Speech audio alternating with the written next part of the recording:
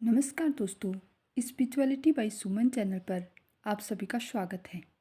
ज्योतिष शास्त्र के अनुसार सूर्य देव के एक राशि से दूसरी राशि में प्रवेश को संक्रांति कहा जाता है। 14 मार्च गुरुवार को सूर्य देव कुंभ राशि से मीन राशि में प्रवेश करेंगे। अतः इस दिन ही मीन संक्रांति का पर्व भगवान सूर्य नारायण की पूजा अर्चना के साथ संपन्न किया जाएगा। मीन संक्रांति की तिथि विशेष रूप से इस प्रकार है। मीन संक्रांति का पुण्यकाल 12:46 से शाम को 6:06 तक रहेगा। अवधि रहेगी 5 घंटे और 20 मिनट की। मीन संक्रांति महापुण्यकाल 12:46 से 2:46 दोपहर में रहेगी। अवधि रहेंगी 2 घंटा। मीन संक्रांति का क्षण 12:46 दोपहर में रहेगा। संक्रांतिकरण बालव है। संक्रांति घटी 17 है। संक्रांति चंद्र राशि मेष राशि है और संक्रांति नक्षत्र भरणी या उग्र संगक है। हिंदू कैलेंडर के अनुसार मीन संक्रांति हिंदू वर्ष की अंतिम संक्रांति होती है।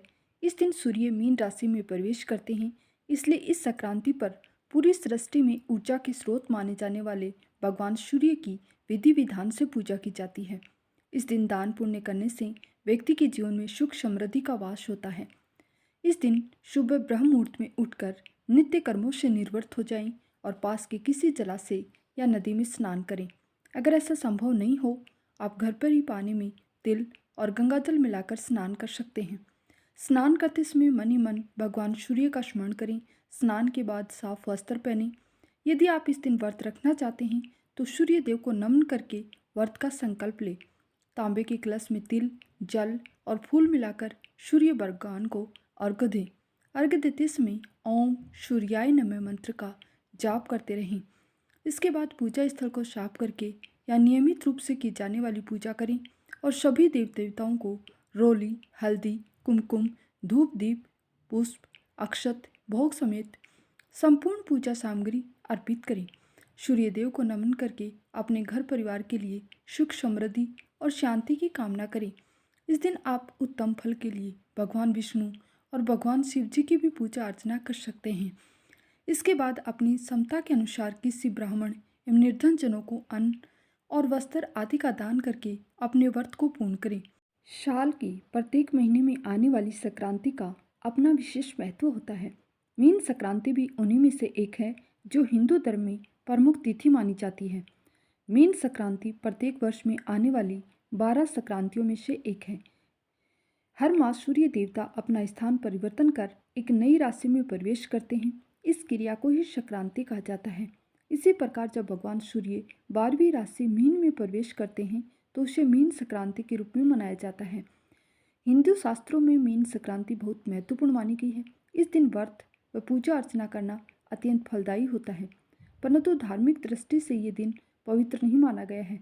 इस संक्रांति के दौरान पूरे माह कोई भी मांगलिक कार्य करना वर्जित होता है, क्योंकि इस दिन से मलमास या खरमास प्रारंभ हो जाता है।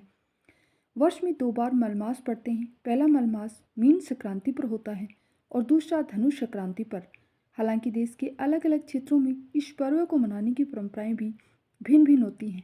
ऐसा माना जाता है कि इस दिन से रातें छोटी होने लगती हैं और दिन बड़े होते हैं।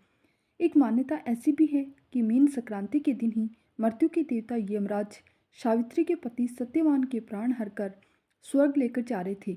उनके अनुसार सत्यवान का जीवन काल समाप्त हो चुका था, परंतु सावित्री के अटूट प्रति प्रेम के आगे यमराज को झुकना पड़ा।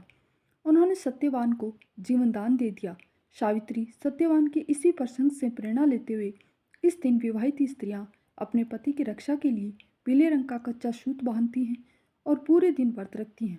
इसलिए इस दिन को सावित्री नोम्बू नाम से भी जानते हैं।